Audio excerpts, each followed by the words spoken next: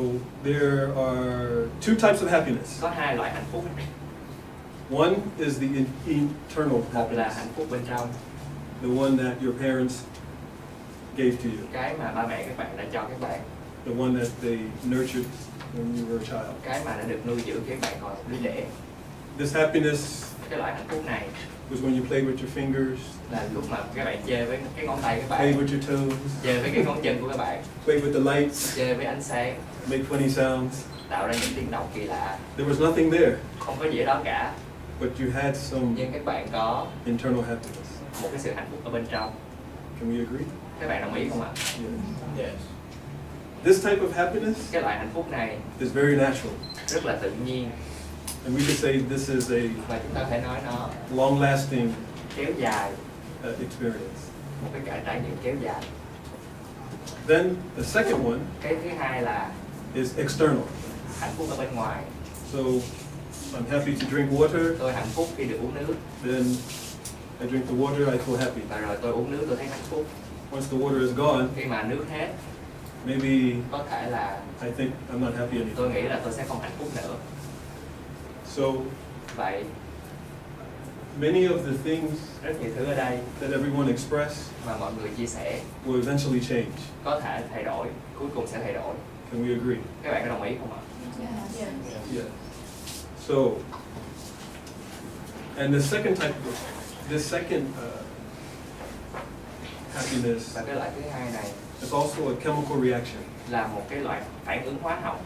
So if you eat chocolate, Nếu như chúng ta ăn sô cô la, oh, I feel so good. tôi cảm thấy rất là tốt. If you eat a very delicious meal, Tôi ăn một cái bữa ăn rất là ngon, oh, I feel so nice. tôi cảm thấy rất là tuyệt vời. And in fact, most of my time in here in Ho Chi Minh Và sự thật là cái thời gian ở đây của tôi ở đây tại Sài Gòn is eating very delicious meals. là ăn rất là nhiều cái bữa ăn ngon, But it's very short term, nhưng mà nó rất là ngắn hạn. meaning it will pass away. Nó sẽ đi rồi đến rồi đi. Yeah. So, I am my most happiest when? Vậy thì tôi hạnh phúc nhất khi Maybe with family, có thể là với gia đình, when I have love, có thể là khi tôi có tình yêu, when I'm expressing passion, khi mà tôi theo đuổi đam mê, I know my existence, tôi biết cái sự tồn tại của mình, self-love, tình yêu, happy for others. hạnh phúc với người khác. So you all had Cho nên chúng ta đều có very powerful answers. những cái câu trả lời rất mạnh mẽ. So you have some idea Chúng ta có một vài ý tưởng and experience và trải nghiệm what happiness is. hạnh phúc là gì. So now I want to speak about some Bây giờ tôi sẽ nói về interesting thing about một thứ thú vị về happiness. hạnh phúc. So, what happens Điều xảy ra when you no longer feel love? khi cái điều gì sẽ xảy ra nếu như bạn không cảm thấy tình yêu nữa? How do you feel? Các bạn cảm thấy thế nào? Empty. Empty, sad. Anything else? Còn gì nữa không ạ? Sad. Sad, buồn ạ. Disappointed. Disappoint, thất vọng ạ. This one is the most important. Thất vọng là cái quan trọng nhất. This disappointment happens first. Và cái thất vọng nó xảy ra đầu tiên. Do you know why? Các bạn biết tại sao không? Expectation. Yes. Expectations. Sự kỳ vọng. So, I'm going to break this expectation down Tôi sẽ very chia cái simple. phần kỳ vọng này ra thành phần rất đơn giản. This expectation Cái sự kỳ vọng này is based on what you like dựa trên điều mà chúng ta thích and what you don't like. và điều chúng ta không thích. I like chocolate. Tôi thích sô cô la, I don't like bitter melon. tôi không thích dưa hấu. I like glass noodles, Tôi thích mì, but I don't like tofu. nhưng tôi không thích đậu hũ. So every day we Mỗi ngày chúng ta have our likes and dislikes. có cái thích và không thích. I really like this shirt. Tôi thích cái áo này, I don't like that shirt. tôi không thích cái áo kia. I like these shoes. Tôi thích cái giày này, I don't like those shoes. mà tôi không thích cái giày kia. When we buy our phones, Tôi thích cái điện thoại này, oh, I like this phone.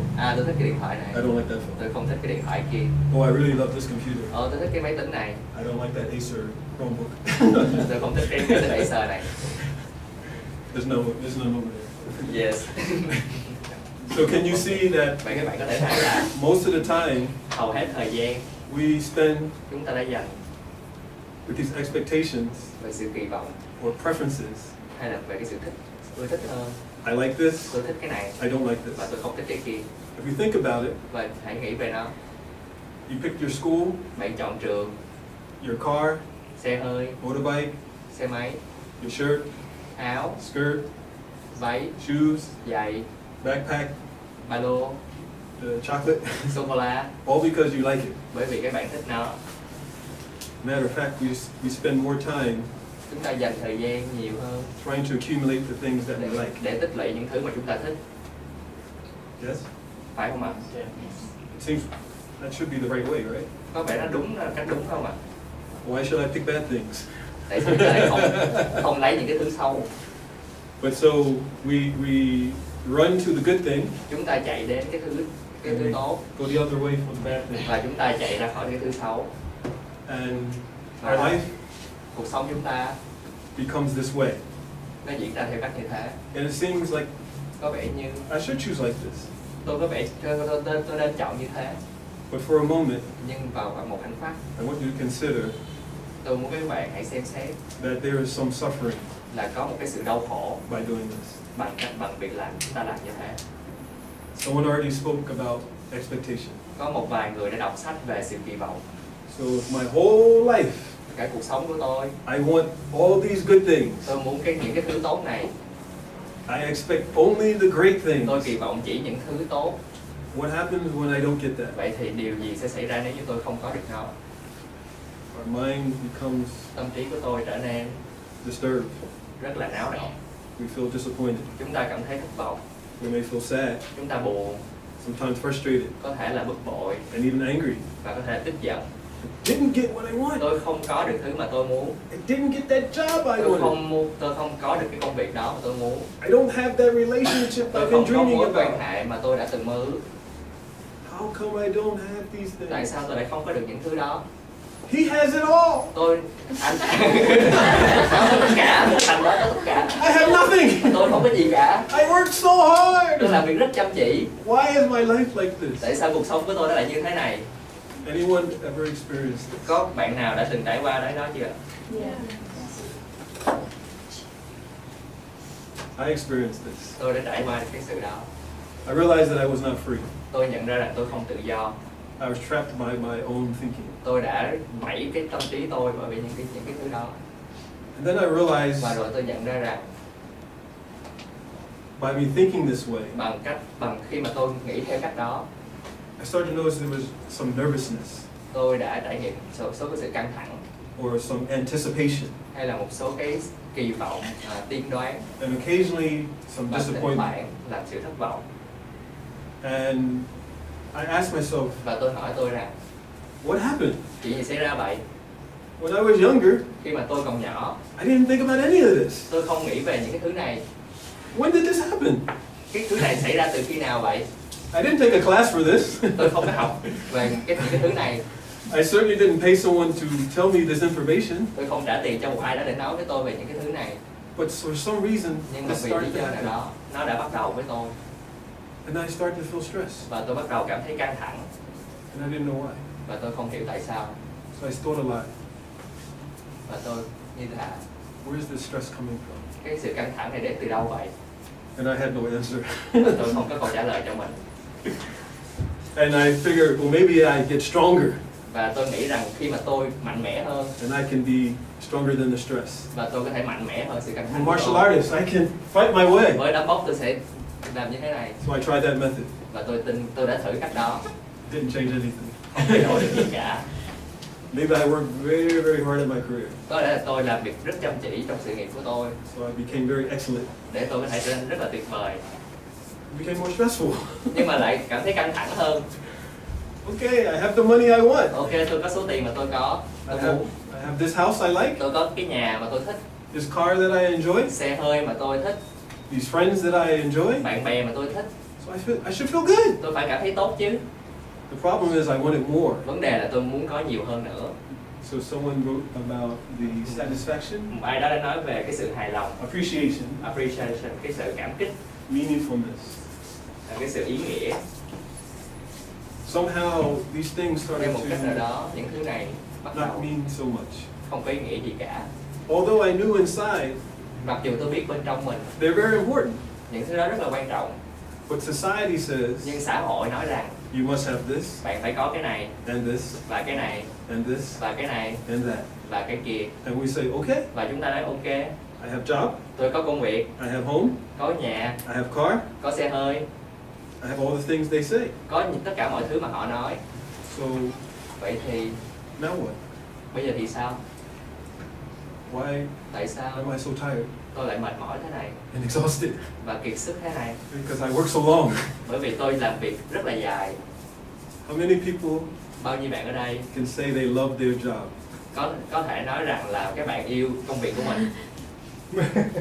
I really do love my job. Tôi yêu công việc của mình. I name my business Design is my life. Tôi đặt tên cho công ty của mình là Design is my life.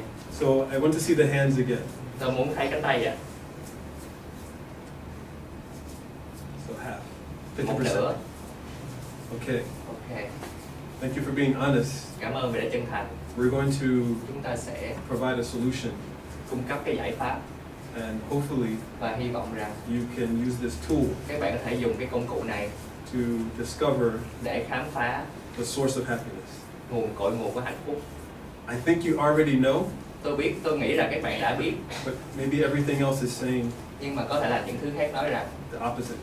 cái sự ngược lại. What do you think? Các bạn nghĩ sao ạ? Are you ready? Các bạn có sẵn sàng chưa? Yes. Okay. I don't want to be tired and exhausted anymore. Tôi không muốn mệt mỏi và kiệt sức hơn nữa.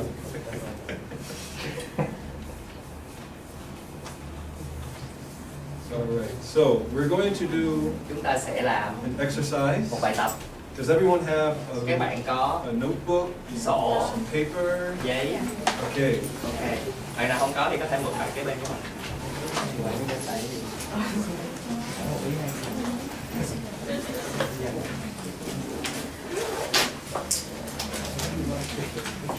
Mẹ chụp tấm hình ở đây. Yes. Everyone has smartphone? Các bạn có di động mà, điện thoại à? Okay, while you're getting ready, Khi mà các bạn đã sẵn sàng, I'm going to share a very quick funny story. tôi sẽ chia sẻ một câu chuyện rất là vui. So 1 year ago, Một năm trước, I decided I wanted to try an experiment. tôi muốn làm một cái thí nghiệm. 1 year, no smartphone. Một năm không xài điện thoại, Very difficult. rất là khó. I am a designer. Tôi là một nhà thiết kế. My previous employment Cái người chủ cũ của tôi was designing apps for the phone. thiết kế ứng dụng cho điện thoại. So if anyone should have a smartphone, Vậy thì tất cả mọi người nên có it's me. Trừ tôi. So I said I wanted to try this Nên tôi muốn experiment. thử cái thí nghiệm này. When I was living in China, Khi tôi sống ở Trung Quốc I noticed everyone was doing this. và mọi người cứ làm như thế này. It's like, what is this? Tôi nói cái gì thế này, Very strange behavior. cái hành vi gì mà kỳ lạ thế này. Then today I see someone on the motorbike. Và rồi tôi hôm nay thôi tôi thấy một ai đó trên What đường. is he doing? Ông đó đang làm như thế này. Please do not drive Đừng with thử. your phone in your hand. À, Do not drive with your smartphone in your hand, with your motorbike. đừng có thử cái cách lái mà cầm cái smartphone như vậy. It is very dangerous. Rất là nguy hiểm. It takes less than 1 second for an accident. Less than 1 second Các bạn chỉ cần 1 giây thôi for an accident. để gây tai nạn. Yes. So I decided no smartphone. Tôi quyết định là không dùng smartphone. And what I realized Và is điều tôi nhận ra rằng I have no concerns about the phone. tôi không cần lo lắng về cái điện thoại nữa. Zero. Số 0, hoàn toàn không. If I notice some people when they're eating, Tôi nhận ra rằng một vài người đang ăn they put the phone right there. và họ đặt cái điện thoại ở đó And so they're eating. và rồi họ ăn.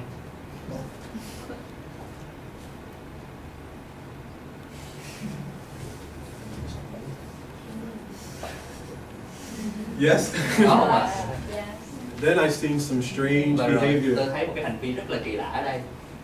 Man, Đàn ông woman, và phụ nữ maybe they're on a date. có thể là hẹn hò với nhau They have their phones. và rồi họ có cái điện thoại của họ They eat their meal. và họ ăn thức ăn của họ. I'm thinking, what are they doing? Và tôi nghĩ là họ đang làm cái gì thế này? They're not talking. Họ không nói chuyện với nhau. And then when the food is done, Và khi mà hết thức ăn rồi, They both turn like this. Họ lại như thế này. Are you having a good time? Anh có thời gian tốt mà. Yes. Em có vui không? I'm just sending a photo to my friends, okay? Em mới gửi cái hình cho bạn của em này. Oh, look at here. Nhìn nè. My friend may like my photo. Bạn của tôi thích cái hình của em. And maybe Và có thể là that's the whole date. cả ngày như thế. Anyone ever experienced this? I see some Bạn hands. nào ở đây trải nghiệm cái sự đó chưa? So, I share that because Tôi chia sẻ điều này bởi vì we really like our smartphone. chúng ta rất thích cái điện thoại của chúng ta. Yes. Có không ạ? Yes? Có không ạ? You want to know how I know? Bạn có biết tại sao tôi biết không ạ? If I take your smartphone, Nếu tôi lấy điện thoại các bạn, take your smartphone. You start to go, oh no, don't do that to my và bạn nói phone. là ô không đừng làm như thế với cái điện thoại của tôi. So, I know they're very expensive, Tôi biết là nó rất là mắc, but they're also temporary. nhưng mà nó cũng là tạm thời thôi. The battery will die. Cái pin sẽ hết And the phone, và điện you thoại can't do anything. không thể làm được gì nữa. So, this is almost like what's important. Điều này như là cái gì thì quan trọng. So we're going to do this exercise. Chúng ta sẽ làm cái bài tập này.